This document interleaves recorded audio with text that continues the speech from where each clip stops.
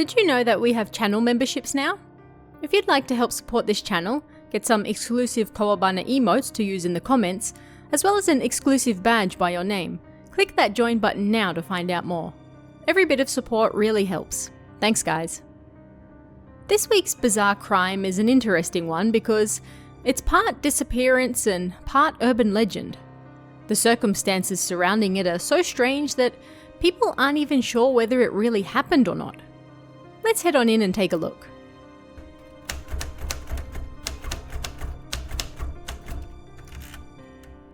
As the story goes, on November 19th, 1963, the branch manager from the Fuji Bank, Katsushika branch, was driving towards a golf course in Ryugasaki City, Ibaraki Prefecture, along with his deputy manager and an important client.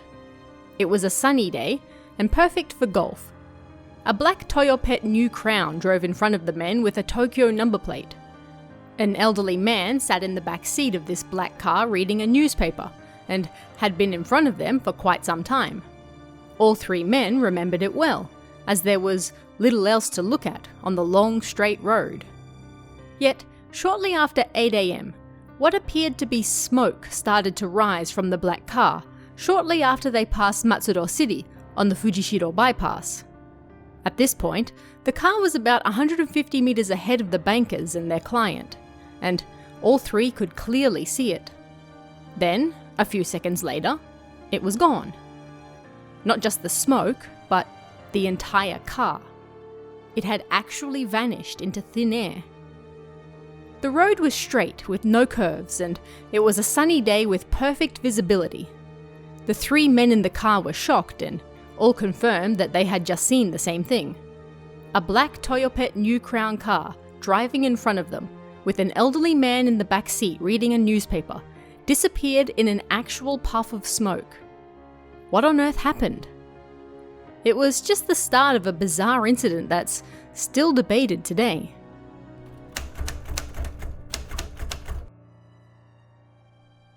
If you think this sounds just like an urban legend, then you wouldn't be alone.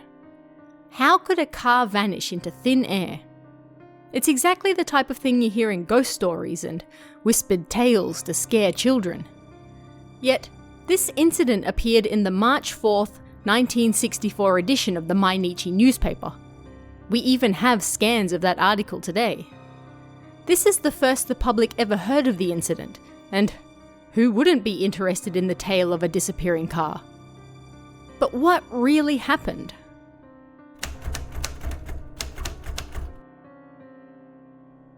It's incredibly important to point out that while this incident was published in the newspaper, it wasn't reported as news. The story appeared in a section called Akadenwa, which is more akin to a column where people can send in their stories. It's also important to point out that the piece published in the newspaper never gives a date for the incident. This didn't come about until the bizarre incident was published in a 1976 book called I Discovered the Mystery Zone. This book came out well over a decade after the newspaper piece, and it was here that little additions to the story were made. First, the date. The book claimed that the event happened on November 19th, 1963, despite this never being mentioned in the newspaper piece. The book also gave the two men from the bank names. The branch manager was Kinoshita-san, while the deputy manager was Saito-san.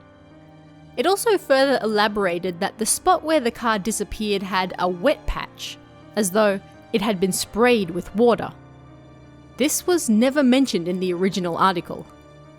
Considering the types of books the author wrote, it's safe to assume that these embellishments were just that, given to create something more solid out of the Mainichi newspaper piece published over a decade earlier. But that still left one important question. Was it even real to begin with? Supposing that it were true, numerous theories have been proposed over the years as to what may have happened. Perhaps the most common theory is that the banker and the two other men inside the car hallucinated the whole thing. The road they were driving on was long and straight. The monotonous scenery may have lulled them into a hallucination that all three men later agreed upon seeing. Another theory is that the New Crown car was stolen, and the whole incident was created as a diversion. In the early 1960s, these cars were luxury cars, and often the target of theft. There were also later rumours of a man being left behind injured on the street where the car disappeared, so perhaps he had been ditched to confuse the bankers while the car drove off. But this still leaves numerous questions, as New Crown cars at the time couldn't drive very fast, so they undoubtedly would have seen it no matter where it turned. At the end of the day, there's no evidence that this strange incident ever took place. There's no background on the piece that first appeared in the Mainichi newspaper in 1964, or where it came from. The piece could have been, and likely was, entirely fictional. Why? Who knows? Only the author can know that. But the idea of a car disappearing on a straight road was so intriguing that it was picked up by several other writers over the years. In fact, it was used in a story the following year called The End of the Endless Stream by writer Komatsu Sakyo. And, like many other stories turned urban legends, the story of the disappearing car later took on new facets and aspects that slightly changed the story. These days, it's commonly known as the Fujishiro bypass incident, even though the Fujishiro bypass didn't even exist at the time. It didn't start construction until the 1980s, several decades later. The bankers also gained names and, depending on who you talk to, the exact circumstances of the disappearance differed. Sometimes the car was just gone entirely. Sometimes it left behind a puddle of water. Sometimes a random injured man was left behind as well. Either way, this strange story has captivated audiences for decades.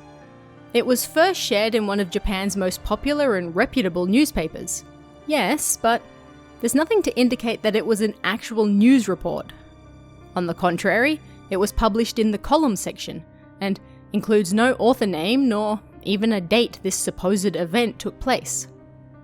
It then grew over the years to become a popular urban legend that may or may not have been inspired by a real event. But what do you guys think about this one? Let me know in the comments below, and I'll see you again next time.